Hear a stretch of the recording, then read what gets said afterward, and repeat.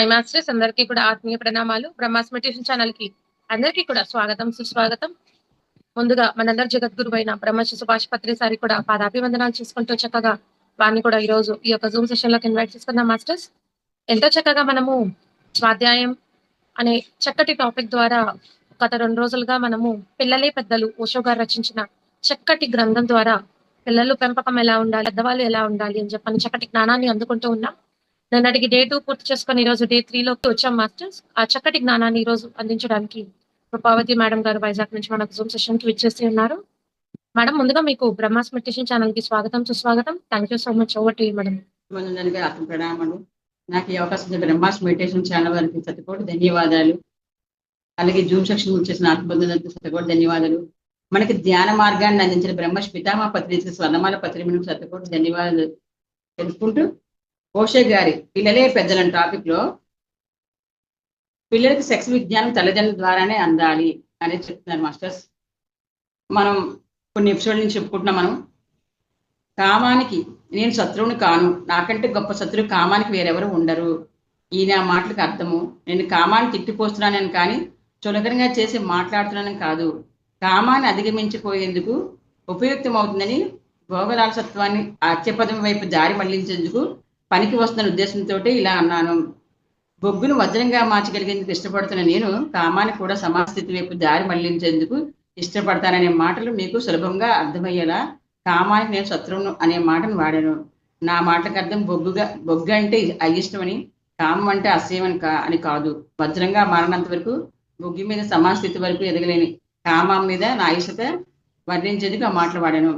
అంటే బొగ్గు నుంచి కదా వజ్రంగా మారుతుంది. బొగ్గులా ఉంటే ఎవరు దాన్ని చూడరు, కానీ వజ్రంగా మారితే అది ఎంతో బాగుంటుంది. అలాగే మనకి ఇప్పుడు ఏంటంటే కామం కూడా అంతే అని చెప్తున్నారు మాస్టర్స్.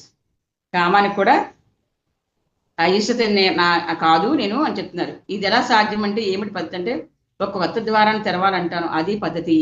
పిల్లలు పుట్టగానే వాళ్ళ సెక్స్ విజృంభించదు, శరీరంలో మొదటి శక్తిని సమీకరించుకుంటుంది. ప్రతి జీవకణము బలపడుతూ ఉంటుంది. అయినా దేహం పరిపక్వ స్థితిని పూర్తిగా ఎదగడానికి మరికొంత కాలం పడుతుంది. శరీరంలో జీవస్థాయి నెమ్మదిగా పెరుగుతూ 14 సంవత్సరాల నుండి మూసిపెట్టబడి ఉన్న ద్వారాన్ని బలంగా నెట్టి తెరుస్తుంది. కామంతో తొలి పరిచయం వారికి ఏర్పడుతుంది. అంటే చిన్నప్పటి నుంచి పిల్లలు ఎదుగుతున్న కొద్ది వారిలో బాడీలో చేంజింగ్ అనేది జరిగి 14 సంవత్సరాల జరిగి కామానికి పరిపక్వత స్థితిలోకి వస్తారంట. అంటే అప్పుడు బీజం మొదలెడుతుంది అనమాట. అది 14 సంవత్సరాలు, అప్పుడు 14 సంవత్సరాలలో పిల్లలకి అప్పుడు కామం మీద కొద్ది కోరిక పుడుతుంది అనమాట. అంటే వాళ్ళ శరీరంలో మార్పులు జరుగుతూ ఉంటాయి అనమాట. ఒక్కసారి కట్టెలు తెంచుకున్న కామం విజృంభించిన తర్వాత దాన్ని దారి మళ్లించడం చాలా కష్టము. దాని సహజ స్వభావం ప్రకారంగానే మానవ జీవశక్తి, సంపూర్ణ జీవశక్తి వెలువల కొత్తగా ఏర్పడ్డ మార్గం ద్వారానే పరవళ్ళు తొక్కుతూ ఉంటుంది. గంగా నది ఒక పదాన్ని ఏర్పరచుకుని పరవళ్ళు తొక్కడం ప్రారంభించిన తర్వాత ఎట్టి పరిస్థితుల్లో తన ప్రయాణ మార్గాన్ని మార్చుకోదు, రోజుకో దారి వెతుక్కోదు. కొత్త నీరు వచ్చి చేరుతూ ఉండవచ్చు, కానీ ప్రవాహం తీరు మాత్రం మారదు. అదే విధంగా మానవుల జీవశక్తి కూడా కొత్తగా ఏర్పడ్డ మార్గంలోనే ప్రవహిస్తూ ఉంటుంది.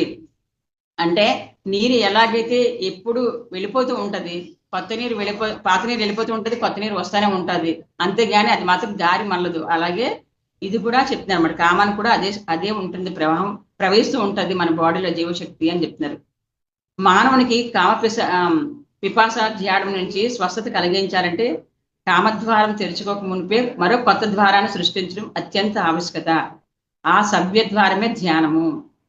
పసితనంలోని చిన్నపిల్లలందరికీ ధ్యానాన్ని తప్పకుండా నేర్పించాలి.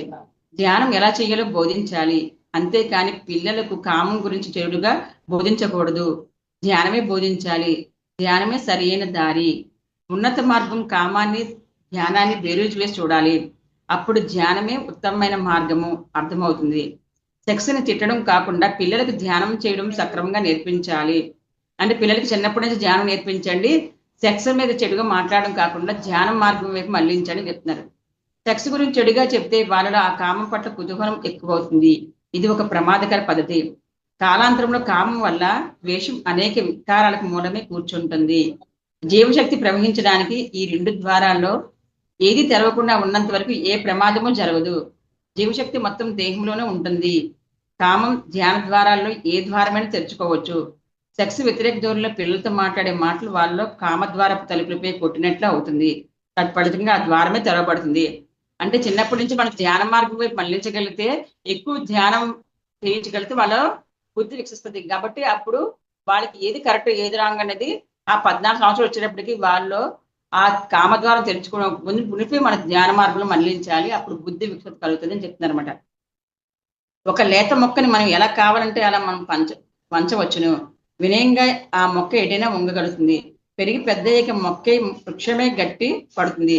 దాన్ని వంచే ప్రయత్నం అప్పుడు జరిగిందో అనర్థం జరిగే వృక్షం విరిగిపోతుంది. అదే పరిస్థితి పిల్లల విషయంలో కూడా జరుగుతుంది. అంటే చిన్నప్పుడే మొక్క వంగింది మానవ వంగింది కాబట్టి చిన్నప్పటి నుంచే మనం ఈ బీజం వేసామంటే బాగుంటుంది. అది పెద్ద అయిన తర్వాత వేస్తే వాళ్ళు ఎలా అయితే వృక్షం పెద్ద అయిన తర్వాత దాన్ని మనం ఏం చేసినా అది ఇరిగిపోతుంది తప్ప అది సక్రమంగా ఉండదు. కాబట్టి ఏదైనా చిన్నప్పటి నుంచి చేయండి అని చెప్తున్నారన్నమాట. పెద్ద వయసులో ధ్యాన స్థితిని పొందడం చాలా కష్టము. కాలం కాని కాలంలో విత్తనం నాటితే ఎలా నిష్ప్రయోజనమో, బాగా పెద్ద వయసులో ప్రారంభించే ధ్యానం కూడా అంతే. జ్ఞానాంకురం చిన్నపిల్లలు సులభంగా నాటవచ్చు.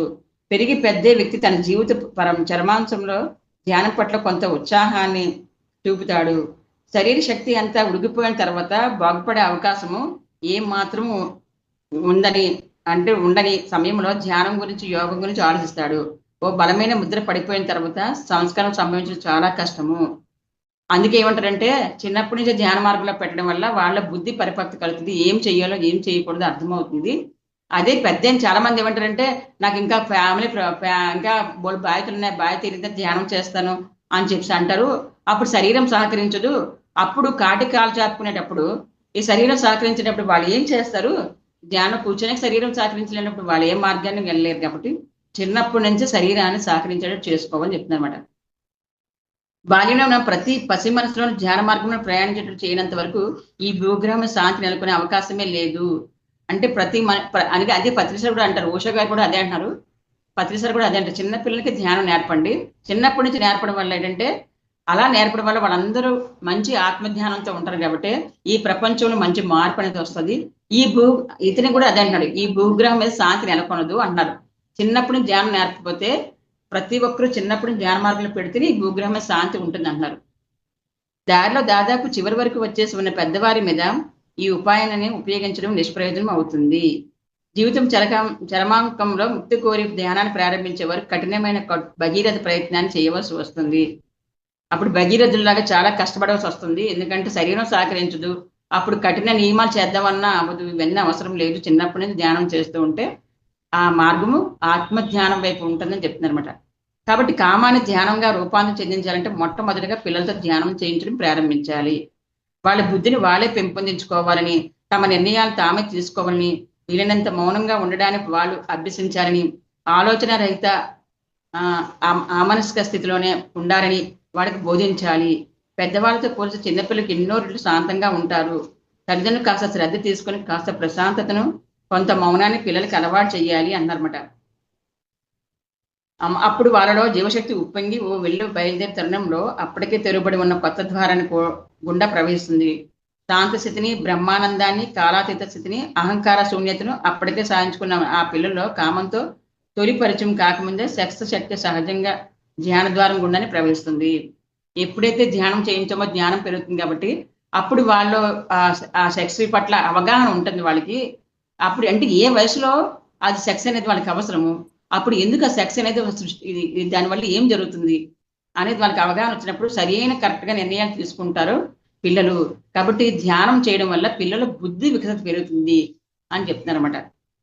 పిల్లలను మనం ధ్యానంలో ప్రశాంత తత్వాన్ని గురించి చెప్పడం మాని సెక్స్ పాపము, సెక్స్ రోత అనే పద్ధతులు ఎక్కువగా కామాన్ని ద్వేషించే మాటలే చెప్తూ ఉంటాము. అది అసహ్యంగా ఉంటుందని, చెడ్డగా ఉంటుందని, అది ఓ నరకం అని చెప్తూ ఉంటాము. కామాన్ని ఇంత హీనంగా మనం వర్ణించి చెప్తున్నా వాస్తవ పరిస్థితుల్లో ఏ మార్పు ఉండదు. పైకొచ్చి అది నరకం వైపు మరింతగా ఆకర్షించబడి ఆ నరకం గురించి, ఆ చెడు గురించి, ఆ మలినాన్ని గురించి తమ తల్లిదండ్రులు, టీచర్లు భయభాంతులు చేస్తున్న ఈ రోత గురించి తెలుసుకునే ప్రయత్నాలు సాగిస్తారు. తమ పెద్దవాళ్ళు అంత రాదాంతం ఎందుకు చేస్తున్నారో తెలుసుకోవడానికి కుతూహలం చూపిస్తూ ఉంటారు. చూడండి, మనం టీవీలో న్యూస్లు, పేపర్ల న్యూస్లు అన్ని చూస్తూ ఏంటి సెక్స్ కోసం ఇంత పిచ్చి పడిపోతున్నారు, ఇలా బరి తెగించేస్తున్నారని మనం ఎన్నో మాటలు అంటూ ఉంటాం కదా. అది పిల్లలు వాళ్ళకి తెలుస్తూ ఉంటుంది. ఎందుకు ఇలా మాట్లాడుకుంటున్నారు, ఎందుకు అలా జరుగుతుంది, అసలు ఇందులో ఏముంది, ఇంత చెడ్డగా ఎందుకు మాట్లాడుకుంటారు అని జిజ్ఞాస పెరుగుతుంది వాళ్ళకి. తమ తల్లిదండ్రులు రాత్రింబవళ్ళు ఆ ధ్యానంలోనే ఉన్నారని ఆ చిన్నారులు అతి స్వల్పకాలం గ్రహిస్తారు.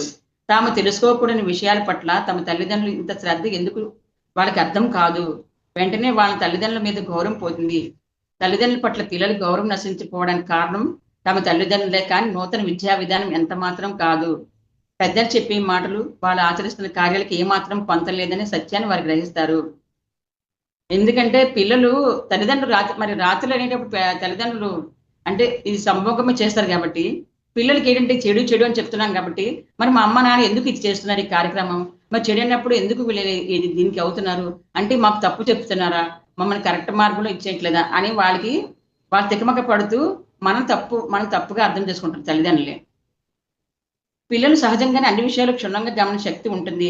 పెద్దల రాత్రి జీవితానికి పగటి ప్రవర్తనకి వారి మాటలకు చేతులకు ఎంతో భేదం ఉందని వాళ్ళు గ్రహిస్తారు. రోతని తండ్రి చెడ్డదని తల్లి పైకి చెప్తూ తాము మాత్రం ఆ రోత చెడ్డ పనులు చేస్తుంటే వారు గమనిస్తున్నారు. జరుగుతున్నట్టు స్పష్టంగా గమనిస్తున్న వాళ్ళు తమ తల్లిదండ్రులను గౌరవించడం మానేసి వాళ్ళని మోసగాళ్ళని అబద్ధాల కోరని నిర్ణయించుకుంటారు. తల్లిదండ్రుల మీద నమ్మకమే పిల్లలకు కలగదన్నమాట. మాత్రం వాళ్ళకి ఒక దేవుడి మీద విశ్వాసం కూడా కోల్పోతారట. పిల్లలకు విశ్వాసంతో తొలి పరిచయం భగవంతుడితో తొలి పరిచయం తమ తల్లిదండ్రుల ద్వారానే ఏర్పడుతుంది. అంటే పిల్లలకు ఒక విశ్వాసం కలిగించాలంటే భగవంతుడి మీద నమ్మకం కలిగించాలంటే అది తల్లిదండ్రుల ద్వారానే జరుగుతుంది. కాబట్టి ఎప్పుడు నిజాయితీగా ఉండడానికి ట్రై చేయండి. ఏదైనా వాళ్ళకి కరెక్ట్ గైడెన్స్ ఇవ్వడం చెప్తానమాట. పిల్లల మొదటి దైవ దర్శనం తల్లిదండ్రుల ప్రవర్తన మీద ఆధారపడి ఉంటుంది. తల్లిదండ్రుల ప్రవర్తన మోసం అయితే ఆ పిల్లలు భగవంతుడి వైపు ఆకర్షించబడడం దుస్సాధ్యము. మాతృదేవత పితృదేవులు తమను మోసం చేస్తున్నందువల్ల వాళ్ళ గౌరవనీయులు కారని పిల్లలు నిశ్చయించుకుంటారు. తాము తల్లిదండ్రుల మీద నీచ ప్రవర్తనకు వల్ల పిల్లలకు భగవంతునికి మధ్య ఏర్పడవలసిన స్నేహ బంధాలు ఆదిలోనే అంతరించిపోతాయి. స్వయంగా శోధించి భగవంతుని ఉనికిని గురించి అవగాహన ఏర్పరచుకోకుండా తల్లిదండ్రులు తమ మాయ మాటలతో మభ్యపెడుతున్నందుకు పర్యవసానంగా ప్రస్తుత యువత నాస్తికత్వం వైపు మొగ్గు చూపిస్తుంది. ముక్తి గురించిన ఆలోచన అవహేళన చేస్తుంది. మతం అంతా బూటకమని అనుకుంటుంది. వాళ్ళ తల్లిదండ్రులు వాళ్ళు మానవ ద్వేషులుగా తయారు చేశారు. ఇదంతా ఏం జరుగుతుందంటే తల్లిదండ్రులు కరెక్ట్ గా గైడెన్స్ చిన్నప్పటి నుంచి ఇవ్వకపోవడం వల్ల వాళ్ళు ఈ తప్పుడు అవగాహన వీటి మీద జరుగుతుంటుంది అన్నమాట పిల్లలకి. దానివల్ల ఏం జరుగుతుందంటే తల్లిదండ్రులు తమను మోసం చేస్తున్నారనే అభిప్రాయం పెద్దవాళ్ళ కామాన్ని పైకి నిరసిస్తూ తాము అందులోనే ప్రవర్తిస్తున్నందువల్లనే పిల్లలు కలుగుతుంది. జీవితానికి కామే ఆధారభూతమని, కామం లేకపోతే జీవితమే లేదని, మానవ జీవితంలో కామం అంతర్లీనంగా అల్లుకుపోయి ఉందని తల్లిదండ్రులు పిల్లలకు చెప్పాలి. సత్యాన్ని బోధిస్తున్న తల్లిదండ్రులు పిల్లలు గౌరవిస్తారు. తాము పెద్దయ్యాక సత్యాన్ని తాము స్వయంగా గ్రహించి తమ తల్లిదండ్రులు నిష్కపటానికి నిజాయితీని అప్పుడు అభినందిస్తారు. అంటే పిల్లలకి ఏంటంటే సెక్స్ కోసం వాళ్ళు వెళ్ళినప్పుడు వాళ్ళకి కరెక్ట్ గైడెన్స్ మనం ఇవ్వగలగాలట. ఇస్తే ఏం జరుగుతుందంటే వాళ్ళు పెద్ద అయిన తర్వాత వాళ్ళు కూడా పెళ్లి చేసుకుని వాళ్ళు ఆ బంధాన్ని అనుభవిస్తారు కాబట్టి, అనుభూతిని చెందుతారు కాబట్టి అప్పుడు వాళ్ళకి అర్థమవుతుంట. చిన్నప్పటి నుంచే మా అమ్మ నాన్న మాకు మంచిగా గైడెన్స్ ఇచ్చారు, దీని మీద అవగాహన కల్పించారు, అది ఏ వయసులో ఎప్పుడు చెయ్యాలి ఎలా చెయ్యాలని చెప్పడం వల్ల తప్పు కాదు. ఇప్పుడు భార్య భర్త ఇద్దరు ఇంట్లో ఉన్నారనుకోండి, పిల్లలు మన పక్కన ఉన్నారనుకోండి, సపోజ్ భార్య కానీ భర్త కానీ ప్రేమ కలిగింది అనుకోండి, భర్తని ముద్దు పెట్టుకోవాలనుకున్నప్పుడు ఆ పిల్లలు కూడా ముద్దు పెట్టుకోవాలి. అప్పుడు ప్రేమ అనేది వాళ్ళకి తెలుస్తూ ఉంటది అనమాట. అప్పుడు అభినందిస్తారు. తల్లిదండ్రుల మీద పిల్లలకు గౌరవమానం వారి ఆధ్యాత్మిక జీవితానికి పునాదిరాలు అవుతాయి. తమ తల్లిదండ్రులను పిల్లలు వంచకులుగా అనుమానించడం మూలంగా తల్లిదండ్రుల పిల్లలను ఆదర్శ భేదాలు పోరాటాలు సంభవిస్తాయి. బలవంతంగా అనగదొక్కబడిన కామవాంఛలు భార్యాభర్తను కూడా విడదీస్తూ పిల్లల్ని వాళ్ళతో యుద్ధానికి పుసుగొలుపుతాయి అంటున్నారు. అంటే బలవంతంగా మనం ఏదైతే తప్పు అనే పిల్లలతో చేస్తామో అది భార్యాభర్తల మధ్య గొడవలకు కూడా దారితీస్తూ ఉంటది. అలాగే పిల్లలు కూడా యుద్ధానికి దారితీస్తారు. పిల్లలు వాళ్ళతో మనం కామాన్ని అనగదొక్కవలసిన అవసరం లేదు. సెక్స్ గురించి సక్రమ అవగాహన ప్రస్తుత కర్తవ్యం. పిల్లలు యుక్త వయసులు అయ్యే తరుణంలో వాళ్ళు చేసే ప్రశ్నలకు తల్లిదండ్రుల జీవిత ప్రాథమిక సత్యాన్ని పిల్లలకు జీర్ణమయ్యే విధంగా బోధించాలి. అసహజమైన పద్ధతిలో పిల్లలు అవాంఛనీయ సంబంధాలు ఏర్పరచుకోకపోవడమే, విపరీతమైన సెక్స్ ఆలోచన చేయకపోవడమే ఈ బోధన జరగాలి. ఇలా చెయ్యకపోతే విజ్ఞాసతో పిల్లలు దుర్బుద్ధి గల వారిని ఆశ్రయించి అసహజ మార్గాల్లో విపరీత అర్థాలు గ్రహించి జిజ్ఞాసతో భ్రష్టులైపోయే ప్రమాదం ఉంది. ఏం చెప్తున్నారంటే మనకి పిల్లలకి అంటే ఎలాగైతే మనకి అనేది ధ్యానం చేయించడం వల్ల మనకి బుద్ధి వికసిస్తుంది. బుద్ధి వికసించినప్పుడు ఏది కరెక్ట్ ఏది రాంగ్ సెక్స్ పట్ల వాళ్ళు చాలా మంది కుతూహలంగా అడుగుతుంటారు పిల్లలు. అడిగినప్పుడు మనం కరెక్ట్ గా వాళ్ళ సమాధానం గైడెన్స్ ఇవ్వాలి. అందుకని నువ్వు అడగొద్దు, తప్పు, ఇది ఇలా మాట్లాడకూడదు, నీ వయసు ఎంత, నువ్వేంటి ఇలా మాట్లాడుతున్నావు అని అంటే వాళ్ళ ఏం చేస్తారు, మన దగ్గర అడగకుండా వాళ్ళకి రావాల్సిన డౌట్లన్నీ వేరే వాళ్ళ ద్వారా వేరే వాళ్ళని అడుగుతారు. ఆ వేరే వాళ్ళు ఏం చేస్తారనమాట, వీళ్ళ యొక్క మాటలు బట్టి వీళ్ళు తప్పుదారి పట్టించి వీళ్ళు కూడా అక్రమాల దగ్గర సక్రమంగా పెరగకుండా చేసే అవకాశాలు కూడా ఉంటాయని చెప్తున్నారు అనమాట.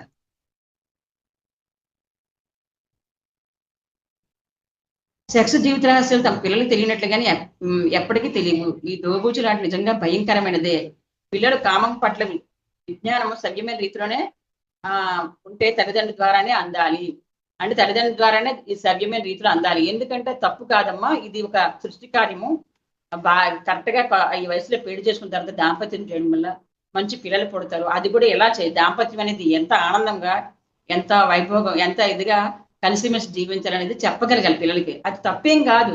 అప్పుడు అట్ల పట్ల అవగాహన కలుగుతాయి. అప్పుడు వాళ్ళు కరెక్ట్ గా తప్పుడు మార్గంలో వెళ్ళకుండా వాళ్ళు సరైన రీతిలో ఆ జ్ఞానాన్ని వాళ్ళు అవగతం చేసుకుంటారు మాస్టర్స్.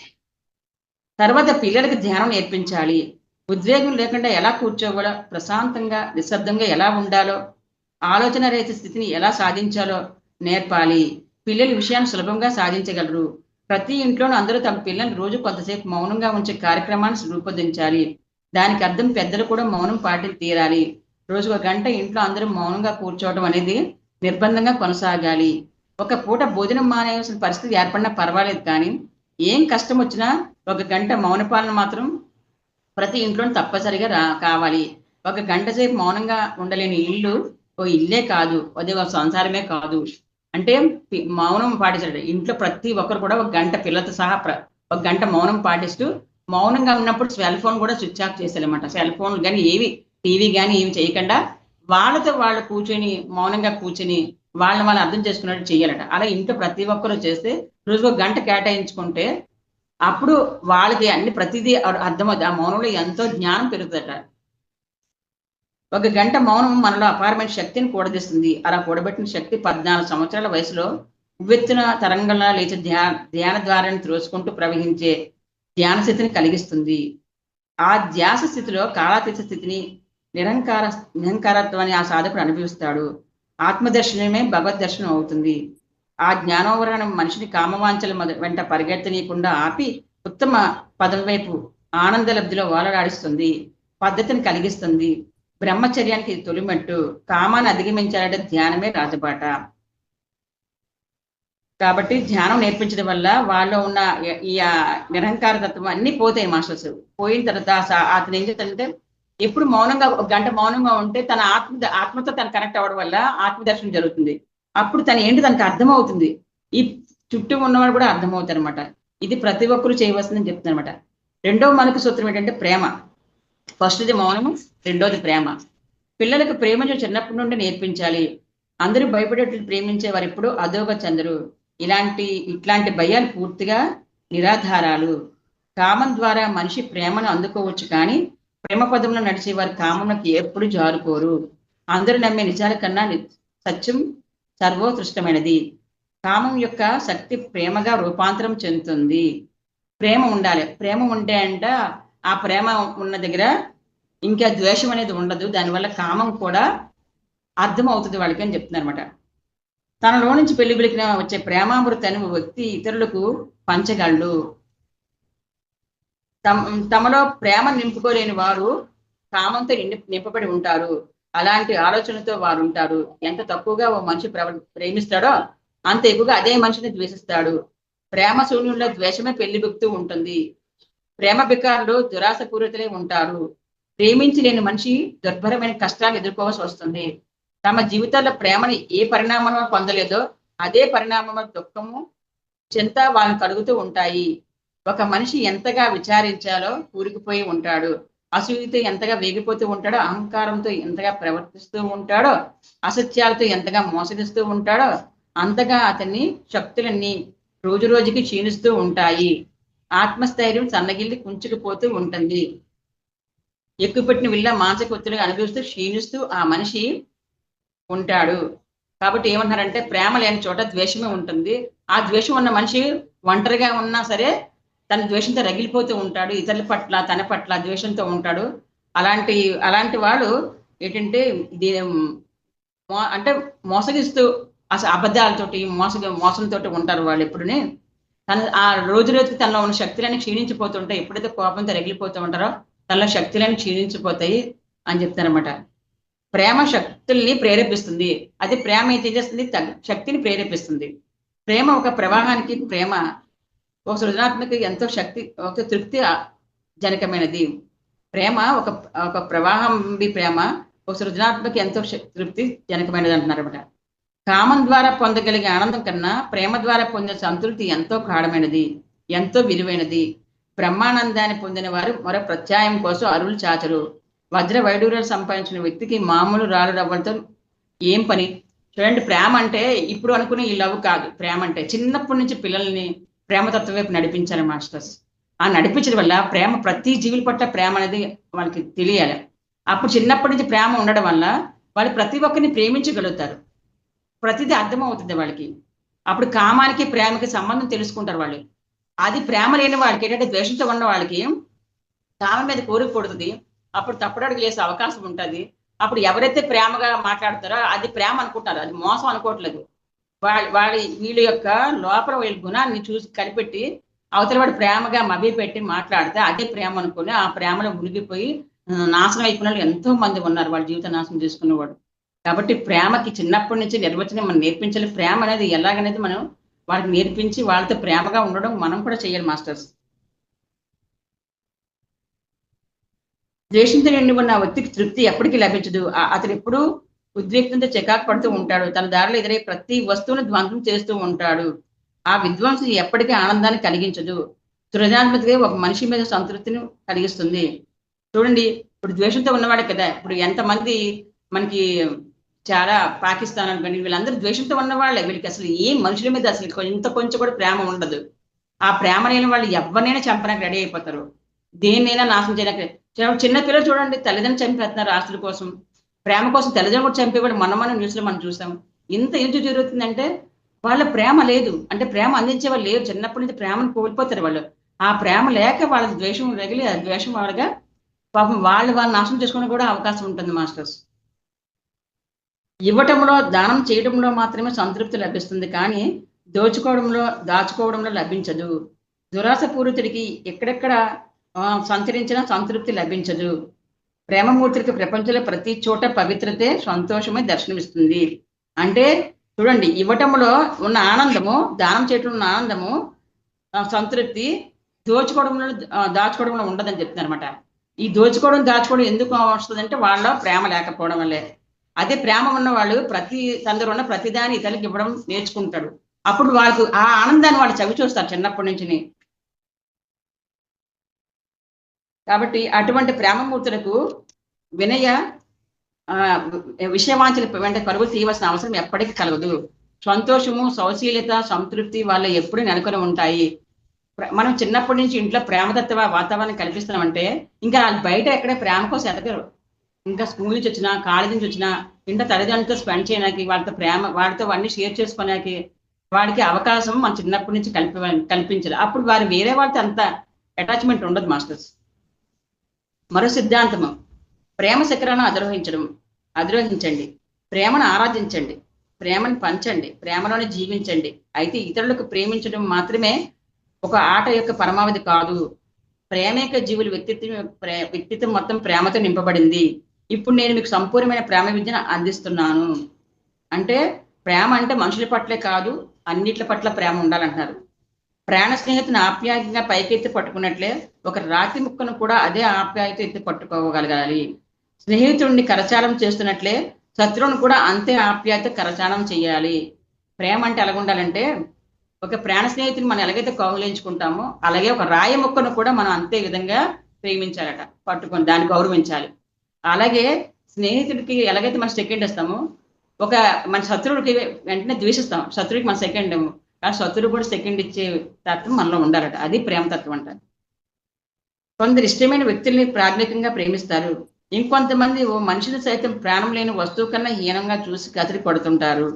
ద్వేషంతో నిండిన వారికి విచక్షణ జ్ఞానం నశించి విరుద్ధ స్వభావాలతో మనుషుల మీద, వస్తువుల మీద కూడా ఎంత అసహజంగా ప్రవర్తిస్తారు. కానీ ఒక ప్రేమ నది పూర్ణుడు స్పర్శ మాత్రమే ఓ నిండుదనము,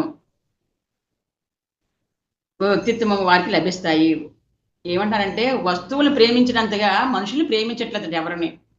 వస్తువులకి ఎంత ఇంపార్టెంట్ ఇస్తాం, ఒక బట్టల మీద కానీ, ఒక బంగారం మీద కానీ, ఒక సెల్ ఫోన్ మీద కానీ, దేని మీద మనం అంత ప్రేమగా మనకి ఇష్టమైన ఒక వస్తువు, చిన్న వస్తువు మన దగ్గర ఉన్న అది ఎంతో ప్రేమిస్తాం. అది ఎవరైనా తీసుకుంటే ఎంత బాధపడిపోతాం, ఇరవై ఆడిపోతే అది పోతే ఎంత బాధపడిపోతాం. కానీ వస్తువు మీద ఉన్న ప్రేమ మనుషుల మీద ఉండట్లేదు. అది ఎందువల్ల జరుగుతుందంటే చిన్నప్పటి నుంచి అవగాహన లేక అనమాట మాస్టర్స్. మనుషులు మాత్రమే ప్రేమించడం సంపూర్ణత్వం అనిపించుకోదని సిద్ధాంతము. ఈ సృష్టి అంతా ప్రేమించగలగడము, దివ్య ప్రేమతో తమ వ్యక్తిత్వాన్ని నింపుకోవడమే పరమార్థం అనిపిస్తుంది. అందరూ తమ తమ తల్లిని ప్రేమించాలి అనే మాట చెప్పడం తప్పు. ఆ మాట చెప్పాల్సిన అవసరమే లేదు. నేను తండ్రిని కాబట్టి నువ్వు నన్ను ప్రేమించాలి అని ఓ తండ్రి కొడుకుతో అంటే, ఆ కొడుకు తను ప్రేమించాడని ఓ తండ్రి ఒక కారణాన్ని చెప్తున్నాడని, అదే విధంగా నేను తల్లిని కాబట్టి నువ్వు నన్ను ప్రేమించాలని ఓ తల్లి ఎప్పుడైనా తన బిడ్డకు చెప్పుకోండి చెప్పింది అనుకోండి, అది ఓ శాస్త్రంలా కనిపిస్తుంది. అందువల్ల కాబట్టి అదే విధంగా అవే విశేషాలు ప్రేమించాలనే మాటలు ఎప్పుడైతే జోడించి చెప్పబడుతున్నాయో అటువంటి సందర్భాల ఆ ప్రేమకు సంపూర్ణత లభించలేదని ఖచ్చితంగా చెప్పవచ్చు. నిర్మలమైన ప్రేమకి ఏమి ఉండదు మాస్టర్స్.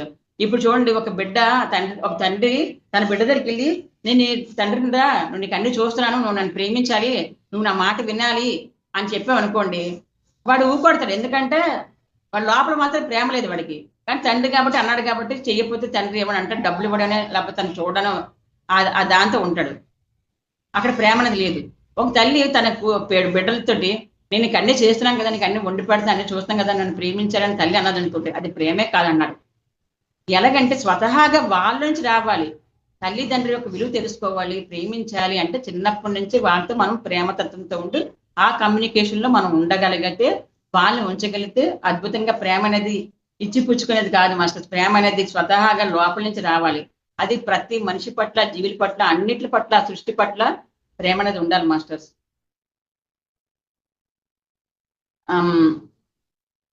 ఇంట్లో ఏ అభ్యంతరమైన ప్రేమ వాతావరణం నెలకొని ఉంటుందో ఆ చల్లని లోగిల్లో స్వచ్ఛమైన ప్రేమ ఉంటుంది. ఈ కృత్రిమైన ప్రేమ ఇది కృత్రిమైన ప్రేమ, ఇది అవసరాల కోసం ప్రేమ. అది అంటే తల్లిదండ్రులు ఒక అవసరాలుగా వాడుకుంటున్నారు. వాళ్ళకి ఎప్పటికీ తల్లిదండ్రుల ప్రేమ ఉండదు. పెళ్లి పెద్ద అయిన తర్వాత కూడా ప్రేమ ఉండదు. ఒక కమ్యూనికేషన్ మాత్రమే. డబ్బిస్తే ప్రేమిస్తారు, లేకపోతే నువ్వెవరవో అన్నట్టు చూస్తారు. అది ఎందుకు చిన్నప్పటి నుంచి మనం అలవాటు చేశాం కాబట్టి. అది తప్పు వాళ్ళది కాదు, అది ఒక కృత్రిమం. కానీ అలా కాకుండా సహజంగా వాళ్ళ లోపల నుంచి ఆ ప్రేమ ఉంటే ఎంత దూరం ఉన్నా సరే మన కష్టసుఖాలు వాళ్ళు కనీసం కనుక్కుంటారు. పెళ్లిళ్ళు అయిపోయిన తర్వాత కూడా వాళ్ళు ఎక్కడున్నా ప్రతిరోజు ఫోన్ చేసి ఎలా ఉన్నారు, తిన్నారా, చేశారా అని అడుగుతారు. ఎందుకు అడుగుతారు? వాళ్ళ లోపల ప్రేమ, తల్లిదండ్రులు ఎలాగున్నారు ఏంటి అని అడుగుతారు. ఎందుకు? చిన్నప్పుడు మనం ఆ ప్రేమను వాళ్ళకి అందించాం కాబట్టి పెద్ద అయిన తర్వాత వాళ్ళు మనకు అందిస్తారు. ఏదైనా అంత సృష్టిలో ఒకటే కదా, నువ్వు ఎంత ఇస్తే ప్రేమ అంత తిరిగి వస్తుంది అంట కదా. ఇది అంతా కరెక్టే. నువ్వు ద్వేషం ఇస్తే ద్వేషం వస్తుంది. ఓ చిన్నారి అభివృద్ధి, అతని వ్యక్తిత్వము, అతని భవిష్యత్తు, తనకి ఎదురయ్యే వ్యక్తుల పరిస్థితుల దర్శనం మాత్రంతో పొందే సంతోషం మీద, తన నుంచి ప్రతిబింబించే సంతోషం మీద ఆధారపడి ఉంటుంది. ఎదురయ్యేది ఓ రాయి కావచ్చు, ఏదైనా పర్వాలేదు. ఓ జంతువునో, ఓ పుష్పాన్నో తమ తల్లిదండ్రులను ప్రేమించడం అనేది ఆ చిన్నారి వ్యక్తిత్వంలో నిండి ఉన్న సహజ ప్రేమను రుజువులే అవుతాయి. ఆ చిన్నారి వ్యక్తిత్వంలో స్థిరంగా నెలకొని ఉన్న ప్రేమ మీద తన భవిష్యత్తు, సమస్త మానవుల భవిష్యత్తు మీద ఆధారపడి ఉంది. ఓ మనిషిలో ఎంతగా ప్రేమ నెలకొని ఉంటే అంతగా సంతోషము, ఆనందము అతనిలో వ్యక్తించడానికి అవకాశాలు కోకొల్లగా లభిస్తాయి. ప్రేమించగల మనిషి కామం నుంచి కూడా విముక్తుడు కాగలుగుతాడు. కానీ మనం ప్రేమను ఎవరికి అందించడం లేదు. మనలో ప్రేమించడం ఉత్సాహం కూడా లేదంట. ఓ చిన్నారి అంటే చిన్నప్పటి నుంచి పసిపిల్లల్లో ప్రేమతత్వం ఉంటది. వాళ్ళు చూడండి, వాళ్ళకి నాన్నమ్మ, తాతయ్య, నాన్నలు ఎవరు తెలీదు. మనం వాళ్ళ దగ్గరికి వెళ్ళి నవ్వండి, వెంటనే నవ్వుతారు. వాడు శత్రువా, మిత్రువా, అది పాము, కుక్కో కరుస్తుంది, ఏది జంతువుల పట్ల కానీ మనుషుల పట్ల కానీ వాళ్ళకి అసలు ఏమి ఉండదు. అంత ప్రేమతత్వం ఉంటది. వెంటనే చిరునవ్వు నవ్వుతారు వాళ్ళు. కానీ అలాగ మనం ఆ ప్రేమతో వాళ్ళు జీవించేటట్టు చేయగలిగితే చిన్నప్పటి నుంచి అద్భుతంగా వాళ్ళు జీవించగలుగుతారని చెప్తుంది అనమాట. కాబట్టి ప్రేమను ఎవరికి ప్రేమను అందించడం లేదు. మనలో ప్రేమించడం ఉత్సాహం కూడా ఉండట్లేదు. ఎందుకంటే యాంత్రికంగా బతుకుతున్నారు. మనిషి ఎప్పుడు యాంత్రికమే. మనం ఏమనుకుంటాం అంటే ఉద్యోగం చేసి డబ్బులు సంపాదించి మన పిల్లలు హైయెస్ట్ గా, అంటే మనకనే రిచ్గా పిల్లలు ఉంచేటట్టు చేద్దాము, ఎందుకంటే మనం పడే కష్టాలు మన పిల్లలు పడకూడదు అనేసి డబ్బు సంపాదనలోనే పడుతున్నారు తప్ప పిల్లలతో కనీసం టైం గడపట్లేదు, స్పెండ్ చేయట్లేదు. వాళ్ళు ఏం చేస్తున్నారో ఎవరికి అర్థం కాదు. వాళ్ళొక రూమ్ లో, తల్లిదండ్రులు ఒక రూమ్ లో ఉంటున్నారు. భార్యాభర్తల మధ్య కమ్యూనికేషన్ లేదు, పిల్లల మధ్య కమ్యూనికేషన్ లేదు. ఒక యంత్రంలో అందరూ బతుకుతున్నారు మరబొమ్మల్లాగా. ప్రతి ఇంట్లో జరుగుతుంది ఇదే. కాబట్టి ఓషో గారు ఏమంటారంటే అలా జీవించడం కాదు. పిల్లలు ఎందుకు ఇప్పుడు తప్పుడడుగులు వేస్తున్నారంటే కారణం చిన్నప్పటి నుంచే విత్తనం కరెక్ట్ గా మీరు వేయలేదు, ప్రేమ విత్తనం వేయమంటున్నారు. ఒక మనిషిని ప్రేమించేవాడు ఇంకొక మనిషిని ద్వేషించగలరా? వీలు పడదు. సంపూర్ణ ప్రేమ, సంపూర్ణ ద్వేషం ఈ రెండు ఒకే వ్యక్తిలో ఉండడం అసంభవము. ప్రేమ అంటే ప్రేమ ఉన్న చోట ద్వేషం ఉండదు, ద్వేషం ఉన్న చోట ప్రేమ ఉండదు. ఏదో ఒకటే ఉంటదట, రెండు ఒక చోట ఉండవంటారు. ఒక ప్రేమకి జీవి ఏకాంతం ఉన్నా ప్రేమపూరితుడిగా ఉంటాడు. ప్రేమ అతని స్వభావం కనుక నీతో ఆ వ్యక్తికి ఉన్న సంబంధ బాంధవ్యాలు బట్టి ఆ ప్రేమ అక్కడ ఉండదు. ఓ కోపిష్టి మనిషి ఏకాంతంలో కూడా కోపంగానే ఉంటాడు, ద్వేషపూరితుడు తన ఏకాంతంలో కూడా ద్వేషిస్తూనే ఉంటాడు. కాబట్టి అతని పూర్తి వ్యక్తిత్వం నుంచి కోప ద్వేషాలు పొంగి పొరలుతుంటాయి. అదేవిధంగా ఒక ప్రేమమూర్తిని మీరు సమీపిస్తే ఏకాంతంలో కూడా ఉన్న అతని ప్రేమలోంచి ప్రేమ అతనిలోంచి జాలువారుతూనే ఉంటుంది. ఒక కోపిష్టిది ఒంటరిగా ఉన్నా సరే అతనిలో ద్వేషం రగిలిపోతూనే ఉంటదట. అదే ఒక ప్రేమమూర్తి ఒంటరిగా ఉన్నా అతని ప్రేమ జాలువారుతూనే ఉంటాయంట. ఎందుకంటే అతని నిజ జీవితం నిజమైన లోపల ఉన్నది ప్రేమే. కాబట్టి ప్రేమ ఉంటే ప్రేమ, ద్వేషం ఉంటే ద్వేషం మనిషిలో వ్యక్తపరుస్తూ ఉంటది అనమాట. అడవిలోని పుష్పాలు వికసిస్తూ పరిమళాలు విరజమ్ముతూనే ఉంటాయి. ఆ పరిమళాలను ఆస్వాదించడం మనిషి ఉన్నా లేకున్నా సుగంధాన్ని వెదజల్లడమే ధ్వాని స్వభావము. నీకోసమే పుష్పం వికసించి పరిమళాన్ని చెందుతుందని ఎప్పుడు భ్రమపడకు. మానవులో నిండైన ప్రేమ సహజంగానే ఉండాలి. ఎవరి మీద అనే మాట మీద అది ఆధారపడకూడదు. కానీ తన ప్రియురాలు తనను మాత్రమే ప్రేమించాలని, ఇంకెవరిని ప్రేమించకూడదని ఒక ప్రియుడు అనుకుంటాడు. నన్ను మాత్రమే ప్రేమించని అంటున్న ఆ ప్రియుడిని అందరినీ ప్రేమించలేని వాళ్ళు ఒక్కరిని కూడా ప్రేమించలేని విషయం తెలియదు. ఏమంటారంటే అడవిలో పుష్పాలు సహజంగా పరిమళిస్తూ ఉంటాయి, వాటికి ఎవరు ఏం చెప్పరు, వాటి సహజత్వం అదే, సుగంధాన్ని వెదజల్లడమే దాని సహజత్వము. అదే పిల్లలు కూడా అది ఆ సుగంధం ఉంటది కాబట్టి చిన్నప్పటి నుంచి ఆ పరిమళాన్ని మనం పైకి తీసుకురావాలి అని చెప్తున్నారు అనమాట. కాబట్టి ప్రేమ సహజంగానే ఉంటుంది, అది ఎవరి మీద ఎవరు చెప్తే ఆధారపడి ఉండదు ఎవరి మీదని అని చెప్తున్నారు. కాబట్టి ఇక్కడ ఏమంటున్నారంటే ఒక ప్రియుడు తన ప్రియురాలు నువ్వు నన్ను మాత్రమే ప్రేమించాలని, ఒక ప్రియురాలు ప్రియుడితే ఉంటుంది నువ్వు నన్ను మాత్రమే ప్రేమించాలని. కానీ వాళ్ళు ఊరుకోడతారు, కానీ అది నిజమైన ప్రేమ కాదు. ఎందుకంటే అప్పటికి అవసరానికి అతను అలా నటిస్తాడు. ప్రేమ అనేది సహజంగా రావాలి అతనిలో నుంచి, నువ్వు చెప్తే ప్రేమించడం కాదు గొప్ప అని చెప్తాను అనమాట. అలాగే ఒక భార్య తన భర్తను తను తప్ప ఇంకెవరిని ప్రేమించకూడదని అని అంటూ ఉంటుంది, కానీ అటువంటి ప్రేమ నిజం కాదు. ఆమెకు తెలియదు, ఆమె కోరినట్లే ఒక కృత్రిమైన ప్రేమ అక్కడ చోటు చేసుకుంటుంది. తండ్రి తన బిడ్డ తనను ప్రేమించాలని చెబుతున్నాడే కానీ తమ ఇంట్లోనే పనిచేస్తున్న పసివాడిని కూడా ప్రేమించాలన్న మాట మాత్రం ఎప్పుడు చెప్పడు. ఆ పనివాడు కూడా ఇంకొకటి తండ్రి అయ్యే ఉండవచ్చు, కానీ ఇక్కడ మాత్రం ఒక సేవకుడే. కాబట్టి అతన్ని ప్రేమించాలన్న ప్రశ్న కానీ కనీసం గౌరవించాలన్న ఆలోచన కానీ ఉన్నట్లే అనిపించదు. ముసలితనం మీద పడ్డాక తన కుమారుడు తనే ప్రేమించట్లేదనే ఆక్షేపణలు తాము లేవదీస్తాడనే ఆలోచన ప్రస్తుతం ఒక తండ్రికి తెలిసే అవకాశమే లేదు. అందరినీ సమానంగా ప్రేమించాలని తను చిన్నప్పటి నుంచి తన కొడుకు నేర్పించి ఉంటే అతడు అలాగే నేర్చుకుని ఉండేవాడు. ముసలితనంలో ప్రేమ తనకు లభించలేదని అనుకునే పరిస్థితి వచ్చేది కాదు. ఏమంటారంటే ఇది ప్రేమ అనేది ఇచ్చి పుచ్చుకోవడంలో అంటే అడుక్కోవడం కాదు, ప్రేమను సహజంగా రావాలి. భార్యకైనా భర్తకైనా ఎవరికైనా పిల్లలకైనా ఎవరికైనా సహజంగా రావాలి. ఒక ప్రియుడికైనా ప్రియురాలకైనా ఆ ప్రేమ ఉండాలి. మరి ప్రేమ మితిమీరి ఉండకూడదు, అది కూడా డేంజరే. మితిమీరి ప్రేమ ద్వేషానికి కూడా దారితీస్తుంది. ఆ మనిషి దక్కలేనప్పుడు తను చంపేసే అవకాశాలు కూడా ఉంటాయి, అది కాదు. ఆ ప్రేమ మన ఎంతగా అంటే కొంతమందికి ప్రేమ ఉంటది కానీ అది మితిమీరిన ప్రేమ ఎలాగవుతుందంటే తన ఇంట్లో ఇద్దరున్నారు అనుకోండి, తల్లిదండ్రులు ఇద్దరిని సమానంగా ప్రేమించగలిగితే పర్వాలేదు, ఏ ఒక్కరు నన్నే ప్రేమించాలి నా అక్క వాడిని ప్రేమించకూడదు అనే ద్వేషాన్ని కూడా మనం నింపకూడదు. ఏదైనా సరే సమానంగా అందరికీ పంచాలని మనం చిన్నప్పటి నుంచి పిల్లలకి నేర్పించాలి. అలాగే మన ఇంట్లో పనిచేస్తున్న పని వాళ్ళని కూడా ప్రేమించమని చెప్పాలి, గౌరవించమని చెప్పాలి చిన్నప్పుడే. అందుకని పనివాడికి ఆర్డర్ చేసి తీసురా ఇది తీసురా అని చెప్పకూడదు. గౌరవంగా అతని పేరు రెస్పెక్ట్ పెట్టి కావాలని, ఎలాగైతే మనం ఒక ఆఫీసుని ఎలాగైతే మనం అడుగుతామో ఒక పనివాడిని కూడా రెస్పెక్ట్ గా మనం అడిగి పని చేయించుకోవాలి తప్ప, గౌరవించాలి తప్ప. అలా తల్లిదండ్రులు నేర్పాలి పిల్లలకి. అలా నేర్పినప్పుడు అప్పుడు ఆ బిడ్డ చిన్నప్పటి నుంచి ప్రతి ఒక్కరిని గౌరవించి ప్రేమించడం నేర్చుకోవడం వల్ల పెద్ద అయిన తర్వాత తల్లిదండ్రులు నా పిల్లలు నన్ను ప్రేమించట్లేదు, నాకు చూడట్లేదు, నేను వాళ్ళు అంత బాగా చూసి నేను చూడట్లేదు అని ఎందుకు ఆ ప్రశ్న తలెత్తుందంటే చిన్నప్పటి నుంచి నేర్పకపోవడం వల్ల. ప్రతి వారిని ప్రేమించమని చెప్పకపోవడం వల్ల, ప్రతి వారిని గౌరవించమని చెప్పకపోవడం వల్ల ఇలా జరుగుతుంది చెప్తున్నారు ఉషా గారు. కాబట్టి చూడండి, మనం ఎందుకంటే నేను మొన్న మా అక్కలు ఒక అపార్ట్మెంట్లోని ఆ ఇంటికి ఆవిడ ఏం చేసిందంటే, పని మనుషులు లిఫ్ట్లో రాకూడదు అంటున్నారు. పని మనుషులు మెట్లెక్కి రావాలంట. అని ఆ 3 ఫ్లోర్లో పని మనుషులు ఉన్నారు. ఆ పని మనుషులందరూ చెప్పులు తీసి మెట్లెక్కి రావాలని, కానీ లిఫ్ట్లో రాకూడదని. అయితే మా అక్క ఇంట్లో ఉన్న పని మనిషికి 3rd ఫ్లోర్ ఉన్నారు మా అక్కాళ్ళు. అయితే ఆ ఇంటికి ఆవిడ అలాగంటే అప్పుడు మా అక్క అన్నదన్నమాట. మా అక్కల పాప ఏం చేస్తుందంటే, అమ్మాయికి మ్యారేజ్ ఏం కావలేదు, జాబ్ చేస్తుంది. ఆ అమ్మాయి ఏం చేస్తుందంటే ఇంటికాల వాళ్ళ దగ్గరికి వెళ్ళి, పని మనుషులు ఎందుకు మీరు లిఫ్ట్లో రావద్దు అంటున్నారు, పని మనుషులు లిఫ్ట్లో రావద్దంటే మాత్రం మేము ఇల్లు ఖాళీ చేస్తాం మేము.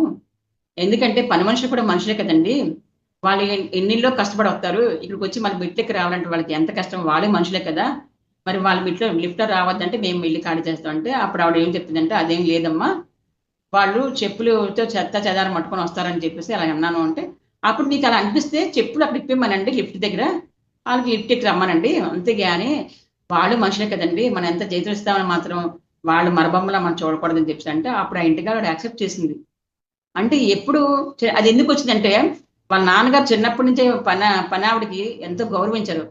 ఆ అమ్మాయి ఆవిడ ముసలైన తర్వాత, పని ఆవిడ ఫస్ట్ వాళ్ళ ఇంట్లో ఉండేది. ముసలి అయిపోయిన తర్వాత ఆవిడ ఇంకా వాళ్ళ ఇంటికి వెళ్ళిపోయేటప్పుడు మా బావగారు ఉండమన్నారు. కానీ ఆవిడ ఉండలేక వాళ్ళ బంధువు దగ్గరికి వెళ్ళిపోయినప్పుడు, ప్రతి నెల కూడా మనం ఉద్యోగస్తులకి రిటైర్మెంట్ అవుతే గవర్నమెంట్ జీతం పెన్షన్ ఇస్తుంది, మరి ఆవిడ ఇన్నాళ్ళు మన దగ్గర చేసింది, ఇప్పుడు మన ఇంటి నుంచి రిటైర్మెంట్ అయింది కాబట్టి అని ప్రతి నెల ఇప్పుడు ఆవిడకి అకౌంట్లో ప్రతి నెల ఆయన 500 వేస్తారు. పండగలకి బట్టల కోసం ఎక్స్ట్రా డబ్బులు వేస్తారు. ఫోన్ చేసి మాట్లాడతారు ఆవిడతోటి. ఇప్పటికీ అది జరుగుతూనే ఉంది. అది తల్లిదండ్రులు చెయ్యబట్టి పిల్లలకి ఆ ఆలోచన వచ్చింది చూడండి. కాబట్టి ఏదైనా ఇంట్లోనే నేర్చుకుంటారు. ప్రతి ఒక్కరు మంచి చెడు ఇంట్లోనే నేర్చుకుంటారు. కాబట్టి మనం కూడా అలాగే చెయ్యాలి మాస్టర్స్. అంటే మనం ఎంత ప్రేమపూర్వకంగా ప్రతి ఒక్కరిని మా రెస్పెక్ట్ చెప్తామో, గౌరవించమని చెప్తాము, అలాగే వాళ్ళు తయారవుతారు మాస్టర్స్. ప్రేమ అన్నది ఓ మనిషితో పెట్టుకునే సంబంధం కాదు. ప్రేమ అన్నది మనసు యొక్క స్వభావము, వ్యక్తిత్వంలో ఆవశ్యకంగా ఒక భాగము. కాబట్టి చిన్న పిల్లలందరికీ బాల్యం అంటే అందరి సమానంగా ప్రేమించాలన్న విషయాన్ని నేర్పించడం అత్యంత అవశ్యము. జ్ఞానాన్ని నేర్పించడం మొదటి అంశం అయితే, ప్రేమను బోధించడం తప్పక ఆచరించడం రెండవ అంశము. జ్ఞానం నేర్పించాలి, అప్పుడు బుద్ధి కరెక్ట్ గా పనిచేస్తుంటుంది. అలాగే ప్రేమను కూడా నేర్పించాలి అంటున్నారు మాస్టర్స్. చిన్నప్పటి నుంచి తల్లిదండ్రులు పిల్లలతో స్పెండ్ చేసి వాళ్ళని ప్రేమపూర్వకంగా వాళ్ళతో మాట్లాడి ప్రతిదీ వాళ్ళు తెలుసుకొని మనం చేస్తే మాత్రం ఎంత అద్భుతంగా వాళ్ళ జీవితం ఆనందంగా ఉంటుంది. మనం ఆనందంగా ఉంటాం, వాళ్ళు ఆనందంగా ఉంటారు మాస్టర్. నెక్స్ట్ లాస్ట్ది, యువకులు తల్లిదండ్రులతో దాపరికాలు లేకుండా ఉండాలట. ఏమన్నారంటే, యుక్త వయసులైన యువకులు తమ తల్లిదండ్రుల మధ్య ఒక వారధి, అంటే ఒక బ్రిడ్జ్ లాంటి వారు నిర్మించుకోవాల్సిన అవసరం ఎంతైనా ఉంది. మరి అది ఎలా సాధ్యం అవుతుందంటే, ఓషో గారిని కొందరు సందర్శకులు ప్రశ్నించినప్పుడు ఆయన ఇచ్చిన సమాధానం ఏంటంటే, మొట్టమొదటి యువకులు ఎటువంటి పరిస్థితులు ఎదురైనా తమ తల్లిదండ్రులు నిజాయితీగా సత్యంగా ఉండాలి. వీళ్ళు వాళ్ళ అనుభూతుల్ని అంటే ఫీలింగ్స్ని అర్థం చేసుకొని అవి ఎలాంటివైనా తమ తల్లిదండ్రులు చెప్పాలి. అలాగని పొగరుగా కాకుండా సవినయంగా తెలియజేయాలి. వాళ్ళు ఏ విషయాన్ని తమ తల్లిదండ్రులు తెలియకుండా దాచి ఉంచకూడదు. ఈ దాపరికమే వాళ్ళిద్దరి మధ్య అంతరాన్ని సృష్టిస్తుంది. తల్లిదండ్రులు ఎన్నో విషయాలను పిల్లలకు తెలియజేయకుండా దాస్తున్నారు. పిల్లలు కూడా తమ తల్లిదండ్రులు తెలియకుండా ఎన్నో విషయాలు దాస్తున్నారు. వీటి కారణంగా పిల్లలకి తల్లిదండ్రుల మధ్య అంతరం పెరిగిపోతూ ఉంది. ఏమన్నంటే యుక్త వయసు వచ్చినప్పుడు అంటే యువకులు కంపల్సరీగా తల్లిదండ్రులతో నిజాయితీగా ఉండాలట. ప్రతిదీ తల్లిదండ్రులు చెప్పాలి, నిజాయితీగా చెప్పి చెయ్యాలి. ఏ చేసినా, తప్పు చేస్తున్నా మంచి చేస్తున్నా తల్లిదండ్రులు చెప్పే చెయ్యాలి. దాపరికాలు ఉండకూడదు. అది కూడా ప్రేమపూర్వకంగా గౌరవంగా చెప్పాలి తల్లిదండ్రులతో. అంతేగాని గర్వంగా నేను ఇది చేస్తున్నాను అది చేస్తున్నాను అని గర్వంగా చెప్పకూడదంట. ప్రేమపూర్వకంగా సవినయంగా తల్లిదండ్రులతో వాళ్ళ ఫీలింగ్స్ని అన్ని చెప్పాలన్నమాట. దానివల్ల వాళ్ళ మధ్యన కమ్యూనికేషన్ బాగుంటుంది. లేదంటే అబద్ధాలు, తల్లిదండ్రులు పిల్లల దగ్గర అబద్ధాలైనా, పిల్లలు తల్లిదండ్రుల అబద్ధాలైనా వాళ్ళ మధ్య గ్యాప్ పెరిగిపోతుంటది అని చెప్తున్నారు. ఒకరోజు నేను మా నాన్న దగ్గరికి వెళ్ళి, నేను సిగరెట్ కాల్చడం ప్రారంభించాలనుకుంటున్నాను చెప్పాను. అందుకు మా నాన్న ఆశ్చర్యంతో ఏంటి అన్నారు. అందుకు నేను నువ్వే నా సిగరెట్లు కావాల్సిన డబ్బు ఇవ్వాలి, ఎందుకంటే దొంగతనం చేయడం నాకు ఇష్టం లేదు. ఒకవేళ నువ్వు డబ్బు ఇవ్వకపోతే నేను నీ జేబు నుంచి దొంగతనంగా తీసుకోవాల్సి వస్తుంది. కానీ దానికి పూర్తి బాధ్యుడిని నువ్వే అవుతావు. అప్పుడు కూడా నేను సిగరెట్ కాలుస్తాను, కానీ నీకు కనిపించకుండా కాలుస్తాను. మరి నువ్వే నేను దొంగతనం చేయడానికి ఈ రెండు విషయాలు దాచి నీ పట్ల నిజాయితీగా ప్రవర్తించకపోవడానికి కారణం అవుతాను. నేను ఎంతో మంది సిగరెట్ కాల్చడం రోజు చూస్తున్నాను. దాని రుచి ఏమిటో చూడాలనుకుంటున్నాను. నాకు మంచి సిగరెట్లు కావాలి. ఏం చెప్పారంటే తండ్రి దగ్గరికి వెళ్ళి ఓషో గారు, నాకు సిగరెట్లు నేను సిగరెట్ కాల్చాలనుకుంటున్నాను, దానికి కావాల్సిన డబ్బులు నువ్వే ఇవ్వాలి అంటారనమాట. అంటే దానికి ఆ నాన్న ఆశ్చర్యపోతుంది, ఏంటి నేను సిగరెట్ నా దగ్గర చెప్తాను సిగరెట్ కాలుతానని చెప్పి నేను డబ్బులు ఇవ్వాలంటావు ఏంటి అంటే, నువ్వు ఇవ్వకపోయినా నేను తాగుతాను సిగరెట్, నాకు కాల్చడానికి కోరిక ఉంది, అందరూ కాల్చిన కంటే నేను కాల్చడానికి కోరిక ఉంది, నువ్వు ఇవ్వకపోయినా సిగరెట్ కాలుతాను, నువ్వు ఇవ్వకపోయినా దొంగతనంగా నీ జేబులో డబ్బులు తీసుకుని నేను సిగరెట్ కొనుక్కొని కాలుతాను. అది నాకు ఇష్టం లేదు. నేను నిజాయితీగా చెప్తాను, నీ దగ్గర నువ్వే డబ్బులు ఇవ్వాలి, ఆ సిగరెట్లు నువ్వే కొని తెచ్చి ఇవ్వాలి. అప్పుడు నేను దొంగతనం చేసే పని ఉండదు, నీ దగ్గర దాచే పని కూడా ఉండదు, నేను నీ దగ్గరే సిగరెట్ కాలుస్తానని చెప్తాను అనమాట. అంతేకాదు, నేను నా మొట్టమొదటి సిగరెట్ నీ ముందే కాలుస్తానని చెప్పాడనమాట. అందుకు మా నాన్న, ఇది చాలా విచిత్రంగా ఉంది, కానీ నీ వాదన సరైనదే, నేను వద్దంటే నువ్వు దొంగతనం చేస్తావు, నేను నిరోధించినా కూడా నువ్వు సిగరెట్లు కాలుస్తావు, కనుక నువ్వు అలా తప్పులు చేయడం నన్ను చాలా బాధిస్తుంది, అయినా నువ్వు సిగరెట్లు కాల్చడం నాకు ఇష్టం లేదు అన్నారు అతను. అతను ఏమన్నాడంటే, చాలా విచిత్రంగా ఉంది ఈ మాటలు, కానీ సరైనదే, నీ వాదన సరైనదే, నేను వద్దన్నా నువ్వు చేస్తావు, దొంగతనంగా కాలుస్తావు, దొంగతనంగా డబ్బులు తీసుకెళ్ళి దొంగతనం కాలుస్తావు, నేను నిరోధించినప్పుడు నువ్వు కాలుస్తాను అంటున్నావు కాబట్టి మరి నేను ఆ తప్పు నీ ద్వారా నీకు చేయించడం నాకు ఇష్టం లేదు, కానీ నాకైతే నువ్వు సిగరెట్ కాల్చడం ఇష్టం లేదు అని అతని అభిప్రాయం చెప్పాడు. అందుకు నేను, ఇది ఇక్కడ ప్రశ్న కాదు, అంతా సిగరెట్లు కాల్చడం చూసి నాకు కూడా సిగరెట్ కాల్చడం కోరిక కలిగింది, నేను నా ఈ కోరిక సరైనది కాదా పరీక్షించాలి, ఒకవేళ ఈ కోరిక మంచిదనే నాకు అనిపిస్తే నువ్వు క్రమం తప్పకుండా సిగరెట్లు పంపిస్తుండాలి, ఒకవేళ ఈ కోరిక మంచిది కాదని నాకు అనిపిస్తే ఇప్పుడే నేను దాన్ని వదిలేస్తాను, కానీ నువ్వు వద్దనేంత వరకు నేను ఏ పని చెయ్యను, అప్పుడు మొత్తం బాధ్యత అంతా నీదే అవుతుంది, కనుక దాన్ని నేను ఏమాత్రం విచారపడవలసిన అవసరం ఉండదు అని అన్నాడు. అతనికి అందుబాటులో ఉన్న సిగరెట్లు ఏమన్నారంటే, ఇది ఇక్కడ ప్రశ్న కాదు, ఈ మాట అందరూ సిగరెట్ కాల్చుకుని నేను చూస్తున్నాను, నాకు కాల్చడానికి కోరిక కలిగింది, అసలు ఎందుకు సిగరెట్ కాల్చుతున్నారు వీళ్ళు, ఇందులో ఏముంది అది కూడా నేను రుచి చూడాలనుకున్నాను, కాబట్టి నేను ఈ కోరిక కోసం నేను అంటాను, కాబట్టి క్రమం తప్పకుండా నువ్వు సిగరెట్లు తెచ్చివు, నువ్వు ఓకే 5 నిమిషాలు సిగరెట్ తెచ్చివు అని చెప్పిస్తున్నారన్నమాట. దానికి అతను ఏం చేశాడంటే సిగరెట్ తెచ్చాడు వాళ్ళ నాన్నగారు, తెస్తే వాళ్ళ తాతయ్య అంటారన్నమాట, నీకేం పని, వాళ్ళ తాతయ్య బాబాయ్ అంటాడు, నీకేం బుద్ధి ఉందిరా, నీ కొడుకు సిగరెట్ తెచ్చేస్తావా అని అడిగాడనమాట. కానీ మా నాన్న ఇలా చేయకూడదు, అలా అని ఉంటాడంటే నాకు ఇలా చేయకూడదు నాకు తెలుసు, కానీ మీకు ఏది అంటే మీకు వీటి గురించి తెలీదు, నేను వద్దన్న వీడు చేస్తాడు, నాకు తెలిసినంతగా వీడి కోసం మీకు తెలియదు కాబట్టి నేనే వాడి నిజాయితీని గౌరవించాను కాబట్టి అతను నిర్ణయంగా నాకు నిర్భయంగా తన విషయాన్ని చెప్పాడు కాబట్టి నేను దీన్ని గౌరవించి నేనే ఇస్తున్నాను, నన్ను అపార్థం చేసుకోవద్దు, నాపై ఒత్తిడి తేవద్దు, ఎందుకంటే తర్వాత నేనే బాధపడాల్సి వస్తుంది, నా కొడుకు తప్పుగా వెళ్ళి ఎక్కడో కాల్చి నేను బాధపడాల్సి వస్తుంది, కాబట్టి నా కొడుకు నిజాయితీ చెప్పాడు కాబట్టి నేనే గౌరవిస్తున్నాను చెప్తానమాట. నేను సిగరెట్ కాల్చాను, దగ్గు వచ్చింది, కళ్ళ నిండా నీళ్లు తిరిగాయి, నేను ఆ ఒక్క సిగరెట్ని కూడా పూర్తిగా కాల్చలేదు, పడేశాను. నేను మా నాన్నతో ఈ సిగరెట్ కాల్చడం ఇంకా అయిపోయింది, నువ్వు ఇంకా ఆందోళన పడవలసిన అవసరం లేదు, కానీ నేను కోరుకునేది ఏమంటే, నేను ఏమైనా నీకు చెప్తున్నానంటే అవి నా అనుభూతులే, నా పరిస్థితులు, ఇది మన ఇద్దరి మధ్య నా వైపు నుండి ఏ విధమైన దాపరికం ఉండకూడదు, ఉద్దేశంతో నన్న విషయం నువ్వు అర్థం చేసుకోవాలి, నేను నా తండ్రి దగ్గర నా విషయాన్ని దాచాల్సి వచ్చినప్పుడు ఇంకెవరి దగ్గర నేను నిజాయితీగా ఉండలేను, కాబట్టి నేను మన ఇద్దరి మధ్య ఏ విధమైన అంతరం ఉండకూడదు, ఈ మాత్రం నాకు ఏ మాత్రం ఇష్టం లేదు. నేను సిగరెట్లు పడేయడం చూడగానే మా నాన్న కళలు ఇది తిరిగాడు, వాళ్ళ నాన్న కళలో, ఎందుకంటే అప్పుడు సిగరెట్ కాల్చేటప్పుడు దగ్గు వచ్చినట్టే వెంటనే కళ్ళలో నీరు తిరిగానే వెంటనే సిగరెట్ పడేశాడు, పూర్తిగా కాల్చలేదు. నాన్న ఇంక నేను సిగరెట్ కాల్చను, నేను అనుభూతి చెందిస్తాను కాల్చనిక, కానీ నాన్న ఒకటి, నేను నీ దగ్గర ఏమీ అబద్ధాలు ఆడను, దాచను, నేను నిజాయితీగా చెప్తాను నీ దగ్గర, దాన్ని యాక్సెప్ట్ చెయ్యు అని చెప్తాను అనమాట. అప్పుడు వాళ్ళ నాన్న వెంటనే కళ్ళని నీరు తిరిగాయంట. అప్పుడు ఆయన, ప్రతి ఒక్కరు నీకు సిగరెట్లు ఇస్తుంటే అడ్డు చెప్పారు, కానీ నీ నిజాయితీ నేను సిగరెట్ తెచ్చేటట్టు చేసింది అని చెప్పాడనమాట. అలా అంటాడనమాట, అందరూ సిగరెట్ తెచ్చిచ్చినప్పుడు నీ కొడుకు నువ్వే పాడు చేస్తావు అన్నారు, కానీ నీ నిజాయితీ నాకు నచ్చిందని చెప్తానమాట నాన్న. అలా కాకుంటే మన భారతదేశంలో ఏ తండ్రి ఎప్పుడు ఇలా తన కొడుక్కి సిగరెట్లు కొని ఇచ్చి ఉండడు, దీన్ని ఎవరు ఇప్పటి వరకు వినలేదు. తండ్రులు వాళ్ళ పిల్లల ముందు సిగరెట్లు కాల్చారు కూడా, ఎందుకంటే ఇలా వాళ్ళ ముందు కాలిస్తే వాళ్ళ కూడా ఆ కోరిక పడుతుందేమని. ఎవరు కూడా ఏ తల్లిదండ్రులు సిగరెట్ కాల్చరు పిల్లల ముందు, ఎందుకంటే చేస్తే తన పిల్లలు కూడా చేస్తారని. కానీ ఓషో గారే నిర్భయంగా చెప్పారు, తండ్రి కూడా దాన్ని యాక్సెప్ట్ చేశారు. కానీ వెంటనే మానేశారు కూడా. కౌమార దశలో ఉన్న పిల్లలు చాలా కష్టమైన పరిస్థితుల్లో ఉన్నారు. వాళ్ళు మార్పు చెందుతూ ఉన్నవారు. వాళ్ళు ఇప్పుడిప్పుడే బాల్యాన్ని వెనకాల విడిచిపెట్టి యవ్వనావస్థలో చేరుకుంటారు. ప్రతిరోజు జీవితం యొక్క కొత్త కొత్త కోణాలు వాళ్ళ కోసం స్వాగతం పలుకుతున్నాయి.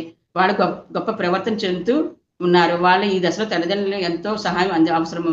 కానీ ఇప్పుడున్న పరిస్థితి ఎలా ఉందంటే వాళ్ళు అసలు తల్లిదండ్రులను కలవరు. వాళ్ళు ఒకే ఇంట్లో ఉంటారు, కానీ ఒకరితో ఒకరు మాట్లాడుకోరు. ఎందుకంటే వాళ్ళకి ఒకరి భాష మరొకరికి అర్థం కాదు. వాళ్ళు ఒకరి దృక్పథాన్ని మరొకరు అర్థం చేసుకోలేరు. వాళ్ళు కలిసేది ఎప్పుడు అబ్బాయికి లేదా అమ్మాయికి డబ్బు అవసరమైనప్పుడే. ఏమన్నారంటే ఇప్పుడు పిల్లలకి కమ్యూనికేషన్ తల్లిదండ్రులకు లేదు, అవసరమైనప్పుడే వాళ్ళ తల్లిదండ్రులతో డబ్బుల కోసం మాట్లాడతారు తప్ప తల్లిదండ్రులకి పిల్లలకి కమ్యూనికేషన్ లేదు, ఎవరి దృక్పథాన్ని వాళ్ళు ఉన్నారు అని చెప్తున్నారు అనమాట. కాబట్టి రోజు రోజుకి వీళ్ళు అపరిచితులు అయిపోతున్నారు, అంటే ప్రేమ లేదు అక్కడ అని చెప్తున్నారు అనమాట. ఇది నిజంగా ఒక విపత్తే. టీనేజ్ పిల్లలు ఏ భయం లేకుండా అన్ని విషయాలు తమ తల్లిదండ్రులకు చెప్పే విధంగా వారిని ప్రోత్సహించాలి. ఇది పిల్లలకు మాత్రం ఉపయోగకరం కాదు, ఇది తల్లిదండ్రులు కూడా ఎంతగానో మేలు చేస్తుంది. సత్యం తనదైన ఒక సౌందర్యాన్ని కలిగి ఉంది, నిజాయితీ తనదైన ఒక సౌందర్యాన్ని కలిగి ఉంది. టీనేజ్ తమ తల్లిదండ్రులను నిజాయితీగా సత్యంతో ఆశ్రయించి తమ హృదయాన్ని తల్లిదండ్రుల ముందు తెరిచినప్పుడు అది తల్లిదండ్రులు కూడా ఒక విధమైన చలనాన్ని కలిగించి వాళ్ళు కూడా తమ హృదయాలను పిల్లల ముందు తెరిచేట్లు చేస్తుంది. ఎందుకంటే వాళ్ళు కూడా ఎన్నో విషయాలు బయటకు చెప్పుకోలేక బాధపడుతూ ఉంటారు. వీళ్ళకి మతము, సమాజము, సాంప్రదాయమైన అడ్డుపడుతూ ఉంటాయి. ఈ అడ్డుగోడలు పిల్లల నిజాయితీ ఒకటే ఛేదించగలదు. తల్లిదండ్రులు కూడా పిల్లలు ఎప్పుడైతే తల్లిదండ్రులతో షేర్ చేసుకుంటారు ప్రతిదిని, తల్లిదండ్రులు కూడా పిల్లలకి ఎన్నో విషయాలు షేర్ చేసుకుంటారు. ఎందుకంటే వాళ్ళకి ఎన్నో చెప్పుకోలేని విషయాలు పిల్లలతో చెప్పుకుంటూ ఉంటారట. ఇలా టీనేజర్స్ ఏ విధమైన దాపరికం లేకుండా నిజాయితీగా తల్లిదండ్రులతో వ్యవహరించడం చూసి తల్లిదండ్రులు కూడా దాపరికం లేకుండా పిల్లలతో వాళ్ళ జీవిత అనుభవాల్ని, బాధలను పంచుకొని ఊరట చెందుతుంటారు. ఈ విధంగా ఎంతో అలజడి సృష్టిస్తున్న ఈ తల్లిదండ్రులు పిల్లలకు మధ్య ఉన్న అంతరం దానితో అదే సమస్య పోతుంది. అంతకన్నా క్లిష్టమైన సమస్య సెక్స్ గురించినది. పిల్లలు వారి మనసులో ఏం జరుగుతుందో దాన్ని యథాతథంగా తల్లిదండ్రులు చెప్పగలిగి ఉండాలి. దేన్ని దాచి ఉండవలసిన అవసరం ఎంత మాత్రము లేదు. ఎందుకంటే వాళ్ళ మనసులో ఏదైతే జరుగుతుందో అది చాలా సహజమైనది, ప్రకృతి సిద్ధమైనది. వాళ్ళ తల్లిదండ్రుల సలహాలను అడగాలి. ఏం చేస్తే బాగుంటుందని. వాళ్ళు సమస్యలతో ఉన్నారు, మరి వాళ్ళకి సహాయం కావాలి. వాళ్ళు తమ తల్లిదండ్రులు కాకుండా ఇంకెవరిని ఆశ్రయించగలరు. కాబట్టి తల్లిదండ్రులు చెప్పినప్పుడు తల్లిదండ్రులు కూడా అర్థం చేసుకోరంటారు. ఎందుకంటే వాళ్ళు తల్లిదండ్రులు చెప్పగలరు. ఎందుకంటే అంత కమ్యూనికేషన్ ఉన్నప్పుడు వారు ఏ సమస్య వచ్చినా నేను మీ అమ్మా నాన్నలకు చెప్పేవాడిని, నాకు ఏ సమస్య వచ్చినా నేను మా అమ్మ నాన్నకు చెప్పేవాడిని. నేను ఇచ్చే సలహా కూడా ఇదే. టీనేజ్ తమ తల్లిదండ్రుల నుండి, ఉపాధ్యాయుల నుండి ఏ విషయాన్ని దాచి ఉంచకూడదు. వాళ్ళ పూర్తి విశ్వసనీయంగా, నిజాయితీగా ఉండాలి. అప్పుడే టీనేజర్స్కి తల్లిదండ్రులకి మధ్య అంతరం, భార్యకి భర్తకి మధ్య అంతరం, ఉపాధ్యాయులకి విద్యార్థులకి మధ్య అంతరం సమసిపోతుంది. ఇప్పుడు మాత్రం ఎటు చూసినా అన్ని వైపులా అంతరాలే కనిపిస్తున్నాయి. ప్రతి ఒక్కరూ నానా రకాలైన అంతరాలతో చుట్టుముట్టబడి ఉన్నారు. అన్ని రకాల సమాచారాలు తెలిపినట్లు ఎవరికి వారు మిగిలిపోతున్నారు. ఇది సమాజం అనిపించుకోదు. ఎందుకంటే ఇక్కడ ఒకరితో ఒకరు అవగాహన ఇవ్వటం అసలు లేదు. ఒక్కడు కూడా తమ యథార్థాన్ని బయటకు వెల్లడి చేయరు. ప్రతి ఒక్కరూ తనని తాను అణచివేసుకుంటున్నారు. ప్రతి ఒక్కరూ తనపై తానే ఆగ్రహంగా ఉన్నారు. ప్రతి ఒక్కరూ ఒంటరితనాన్ని, నిరాశను అనుభవిస్తున్నారు అని చెప్తున్నారు. మనం ఒక కోపగ్రస్తమైన తరాన్ని తయారు చేశాము. మనం ఎన్నో రకాలైన అర్ధరహితమైన శాస్త్రాలను, సిద్ధాంతాలను సృష్టించాము. అంటే లేనిపోయిన సెంటిమెంట్లు, లేనిపోయిన మతాలు, కులాలు, ఆచారాలు, సిద్ధాంతాలు సృష్టించామట పిల్లలకి. అందుకని వాళ్ళు పాపం ఇటు అందులో మగ్గిపోతున్నారు. కాబట్టి ఇప్పుడు జరుగుతున్న ప్రపంచం అలాగే ఉందని చెప్తాను అనమాట. దీనికి అంతటికి కారణం పిల్లలు తమ తల్లిదండ్రులతో తమకు గల బంధాన్ని కోల్పోవడమే. పిల్లలు ఎన్నో మహత్కారాలు చేయగలరు. వారిని ఆ సాహసం, ధైర్యము ఉంటాయి. బహుశా తల్లిదండ్రులు కూడా వీళ్ళతో పోటీ పడలేరేమో. ఎందుకంటే తల్లిదండ్రులు బాగా నియంత్రణలో, అంటే కండిషన్లో ఉంటాం కదా మనం. ఎందుకంటే మన పెద్దల నుంచి మన కండిషన్లో ఉంటాం. కానీ పిల్లలు ఆ కండిషన్ లేకుండా వాళ్ళు చేయగలరు. టీనేజ్ అలా కాదు. వీళ్ళు యువకులు, మరి అప్పుడే జీవితంలోకి వచ్చిన వారు. వాళ్ళకి కేవలం తల్లిదండ్రులు నిజాయితీగా ఉండడం నేర్పించండి. నేను మా నాన్నతో ఒక ఒప్పందం కుదుర్చుకున్నాను, నేను నీతో ఒక ఒప్పందం కుదుర్చుకోవాలని అనుకుంటున్నాను అని అన్నాను. దేని గురించి అని మా నాన్న అడిగారు. అందుకు నేను, నీకు నిజం చెప్పినందుకు నువ్వు నాకు బహుమానం ఇవ్వాలి, నన్ను శిక్షించకూడదు. ఎందుకంటే నువ్వు అలా శిక్షించావంటే ఇంకోసారి నేను నిజం చెప్పను అన్నాను. ప్రపంచమంతటా పరిస్థితులు ఇలాగే ఉన్నాయి. సత్యం శిక్షించబడుతుంది. అందువల్ల ఆ వ్యక్తి నిజం చెప్పడం మానేస్తాడు, అబద్ధాలు చెప్పడం మొదలు పెడతాడు. ఎందుకంటే అబద్ధాలు చెప్పేవాడు బహుమతులు పొందుతున్నారు. ప్రపంచం ఎలా ఉందంటే నిజం చెప్పేవాడిని శిక్షిస్తుంది, అబద్ధాలు చెప్పేవాడినే ప్రేమిస్తుంది. కాబట్టి అబద్ధాలు చెప్పడం నేర్చుకుంటారు అందరూని. కాబట్టి ఆళ్ళ ఆంటీ అన్నారట, "నేను నీతో ఒక అబద్ధం చేసుకుంటాను. నేను ఎప్పుడు ఏది చేసినా నీకు చెప్పే చేస్తాను. దానికి నువ్వు నాకు చెడైనా బహుమతి ఇవ్వాలి, మంచైనా బహుమతి ఇవ్వాలి అని, అంతేగాని నువ్వు శిక్షించకూడదు" అని చెప్పారన్నమాట. కాబట్టి నేను మా నాన్నతో, "నువ్వే నిర్ణయించుకో. నువ్వు నేను అబద్ధం చెప్పడం కోరుకుంటే నేను అబద్ధమే చెప్తాను. నువ్వు అబద్ధానికి బహుమతి ఇవ్వదలుచుకుంటే, కానీ నువ్వు సత్యానికి బహుమానం ఇవ్వడానికి సిద్ధంగా ఉంటే నేను నిజమే చెప్తాను. నువ్వు అబద్ధానికి బహుమతి ఇస్తే దానిగా ఓకే యాక్సెప్ట్ చేస్తాను. నువ్వు సత్యానికే బహుమతి ఇస్తా అంటే నేను నిజాయితీగా ఉంటాను నీ దగ్గర" అని చెప్తున్నాడు. కానీ అలా నిజం చెప్పినందుకు నువ్వు నన్ను శిక్షించకూడదు. నేను ఏ నిజం చెప్పినా నువ్వు నన్ను శిక్షించకూడదు అని చెప్తున్నాను అనమాట. అందుకు ఆయన, "నేను ఈ ఒప్పందాన్ని అంగీకరిస్తున్నాను" అన్నాడు. ఇది చాలా సరళమైన పద్ధతి. నువ్వు నీ నిజ స్వరూపాన్ని ఏమిటో నీ సొంత తల్లిదండ్రులకే వెల్లడి చేయనట్లయితే, నువ్వు మొత్తం ఈ ప్రపంచంలో మరెవ్వరి నిజ స్వరూపాన్ని వెల్లడి చేయలేవు. ఎందుకంటే ఈ ప్రపంచంలో అందరూ నీకు నీ తల్లిదండ్రుల కంటే అపరిచితులే. నీ తల్లిదండ్రులు కూడా నీకు అపరిచితులే. కానీ వాళ్ళు చాలా దగ్గరగా ఉండే అపరిచితులు. ప్రపంచంలో ప్రతి ఒక్కరు అపరిచితులే. నువ్వు తల్లిదండ్రుల దగ్గర వెల్లడి చేయలేని నిజాలు ఇంకెవరి దగ్గర వెల్లడి చేయలేవు. కాబట్టి అపరిచితుల దగ్గర తల్లిదండ్రులు కూడా అపరిచితులే. కానీ వాళ్ళు దగ్గరగా ఉన్న అపరిచితులు, దూరంగా ఉన్న అపరిచితులు కారంటనమాట. నిన్ను నువ్వు వాళ్ళకు బయలుపరుచుకో. అప్పుడు వాళ్ళకు నీకు మధ్య ఏ విధమైన అంతరం ఉండదు. ఇది వాళ్ళు నీతో కూడా నిజాయితీగా ఉండడానికి సహాయపడుతుంది. ఈ విషయం బాగా గుర్తుంచుకోండి. నీలోనే ఓ నీతి, నిజాయితీ, సత్యం అనేవి అవతలి వ్యక్తిలో కూడా అవే లక్షణాలు కలిగిస్తాయి. మనం ఎప్పుడైతే నీతి, నిజాయితీగా ఉంటామో, సత్యంతో ఉంటామో, అప్పుడు అవతలి వ్యక్తిలో కూడా అదే నీతి, నిజాయితీ, సత్యం కనిపిస్తాయంట మాస్టర్స్. ఓషో గారిని చక్కగా మనకు చెప్పారు masters. Thank you very much. నాకు ఈ అవకాశం ఇచ్చిన బ్రహ్మాస్ మెడిటేషన్ ఛానల్ వారికి శతకోటి ధన్యవాదాలు. అలాగే ఓషో గారికి కూడా శతకోటి ధన్యవాదాలు. జూమ్ సెక్షన్ లో వచ్చిన ఆత్మబంధువులందరూ కూడా శతకోటి ధన్యవాదాలు. ధ్యానానందించిన బ్రహ్మ పితామ పత్రి స్వర్ణమాల పత్రి మేడం శతకోటి ధన్యవాదాలు. ఎందరో మహానుభావులు అందరికీ శతకోటి ఆత్మ ప్రణామాలు, ధన్యవాదాలు. Thank you masters.